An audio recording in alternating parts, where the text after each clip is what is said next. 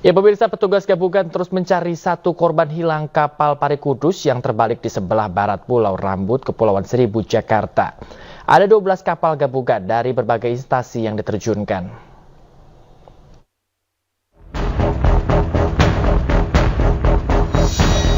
Pencarian korban yang masih hilang dari terbaliknya kapal Pari Kudus di sebelah barat Pulau Rambut, Kepulauan Seribu, Jakarta masih terus dilakukan.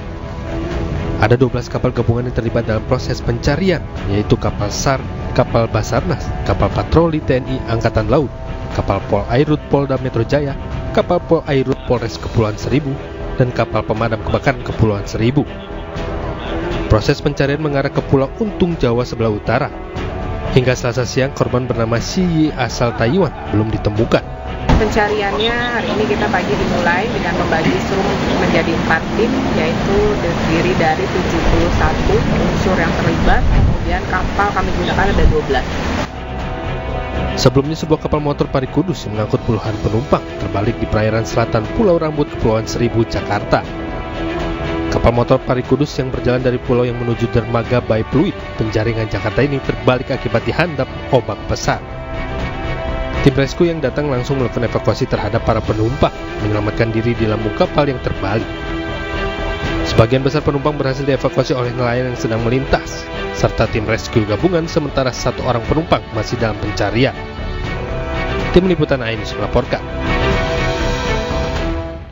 Cuaca ekstrim disertai ombak tinggi pemirsa menerjang Laut Selatan Tasikmalaya, Kabupaten Tasikmalaya, Jawa Barat. 1 perahu nelayan terbalik, sementara puluhan perahu dan warung rusak akibat diterpa ombak besar.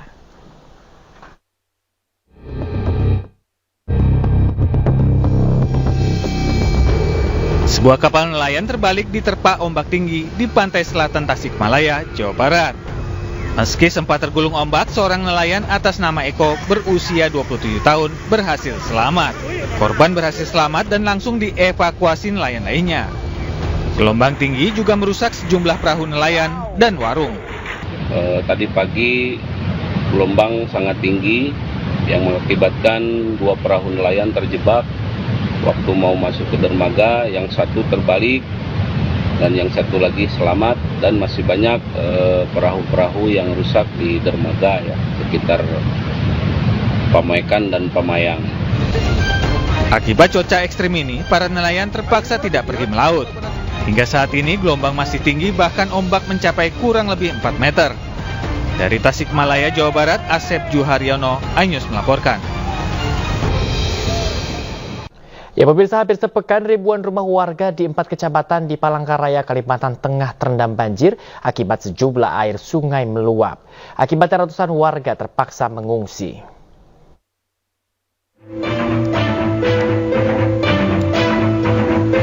Ribuan rumah warga di 4 kecamatan di kota Palangkaraya, Kalimantan Tengah terendam banjir. Salah satu di permukiman padat Pelamboyan Bawah, Kelurahan Langkai, Kecamatan Pahandut, Palangkaraya. Tak hanya rumah yang terendam banjir, sejumlah jalan utama pun tak bisa dilalui kendaraan dan menyebabkan aktivitas warga terganggu. Sebanyak 139 warga mengungsi ke gedung sekolah yang dijadikan posko bencana banjir dan dapur umum oleh pemerintah daerah setempat. 2 malam, Bapak malam 3 hari. 3 hari? Ya. Rumahnya terendam? Ya. Di mana rumah Ibu? Di belakang. Pelamboyan ini ya? Ya, di belakang apa? Betang selular. Oh gitu. Gang Sepakat. Oke. Selama berada di posko pengungsian, ada yang sakit ya Bu? Ya, anak. Anak? Karena sakit apa Bu? Pertama tuh yang apa? Hari pertama tuh muntah-muntah. Hari ketiga diare. Hampir sepekan lamanya, banjir merendam ribuan rumah warga di 4 kelurahan. Banjir terjadi akibat tingginya intensitas hujan dan meluapnya beberapa aliran sungai. Yang ditampung di sini kebanyakan berasal dari wilayah di bawah, di pinggiran sungai, dan kondisinya rumahnya juga sudah terendam, maka mereka kita evakuasi ke sini untuk pengamanan agar tidak terjadi hal-hal yang tidak diinginkan. Warga berharap banjir yang menerjang rumah mereka dapat segera surut agar dapat kembali beraktivitas normal. Dari Palangkaraya, Kalimantan Tengah, Arisata, Ainus melaporkan. Memasuki hari ke-6, pemirsa, tim SAR gabungan masih melakukan pencarian korban hilang akibat banjir bandang dan longsor di Kabupaten Pesisir Selatan, Sumatera Barat. Pencarian difokuskan di 3 lokasi dengan menyisir area sungai dan darat.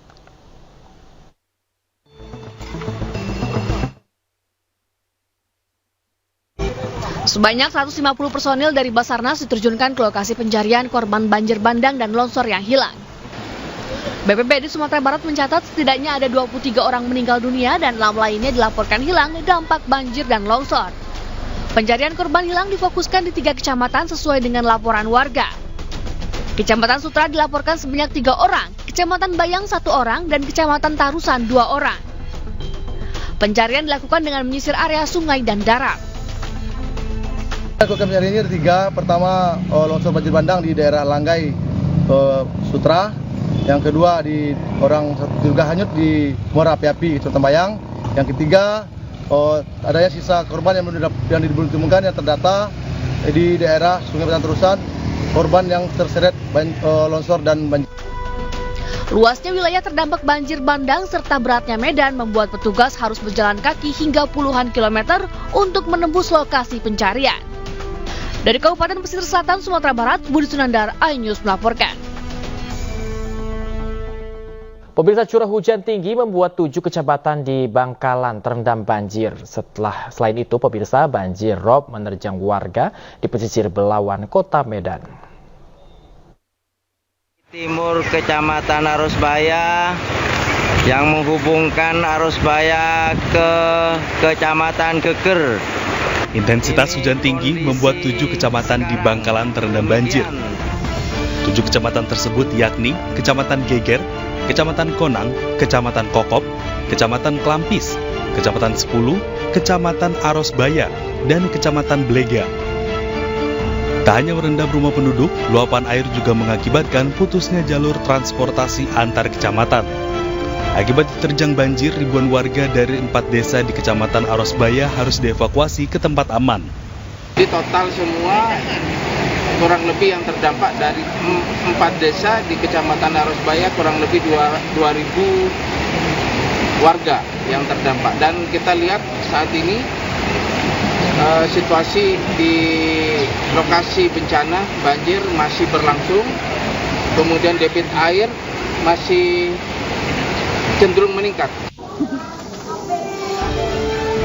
Sementara itu, banjir rob kembali merendam Kecamatan Medan Belawan, Kota Medan, Sumatera Utara. Tak hanya merendam jalan, ribuan rumah warga di pesisir Kota Medan juga ikut terendam. Bahkan para pedagang yang berjualan takjil pun harus tahan berdagang walaupun terendam banjir setinggi 30 hingga 60 cm. Warga berharap jalan raya dapat ditinggikan agar masyarakat dapat beraktivitas dengan normal, terutama saat beribadah di bulan Ramadan. Tim Liputan iNews melaporkan.